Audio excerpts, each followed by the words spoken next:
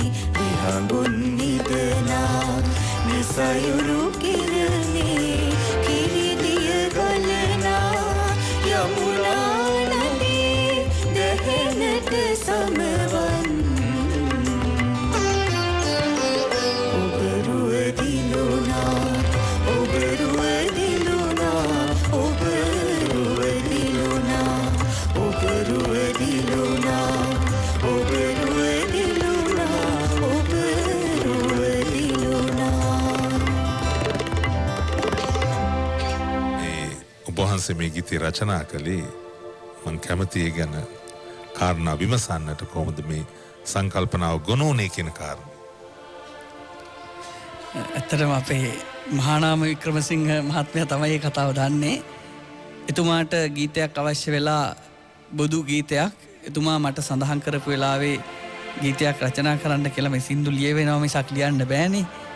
ඉතින් ඒ සම්බන්ධයෙන් මම හිතුවා මට අන්තිමට ඒක ලියන්න ගත්තට ලියන්න බැරි වුණා. නමුත් පහු වෙනකොට කොහොමද එක වෙලාවක මට හිතුණා මේ සංකල්පයක් මවා ගන්න ඕනේ බුදුහාමුදුරුවෝ යම් තැනක වැඩ ඉන්නවා. ඒ කොහොමද වැඩ ඉන්නේ වෙලාවේ කොහොමද පරිසරය කියලා මට හිතනකොට මට හිතුණා මේ නිශායාමේ කොඳමල් පිපෙනා සීතල අරණේ කියන්නේ නිශායාමේ යමුනා නදී තෙර උන්වහන්සේ වැඩ ඉන්නවා. යමුනා නදියට හඳ වැටිලා ඇති. එතකොට සුදු පාටට වතුර පේනවා ඇති. ඒ නිසා කිරිදිය ගලනා යමුනා නදිය කියලා. ඉතින් මම සාමාන්‍ය පද ටිකක් දාලා මේක සකස් කළා. මහානාම වික්‍රමසිංහයන් තමයි මේ ගීතේ නිර්මාණ පසුබිමේ ඉන්නේ. ඔබ තමයි අපේ නායක හමුදුරන්ට ආරාධනා කරන්නේ. ඔබ තමයි මේ ගීතේ සංගීත නිර්මාණය.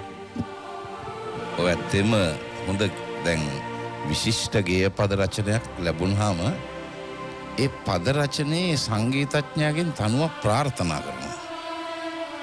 අමුතුවෙන් දාන්න ඕනේ නැහැ. ඒක ඇතුළේම තනුවක් හැඩයක් පේනවා. මෙන්න මේ ගතියක් මේ පදවැලේ තිබුණා ඇත්තටම.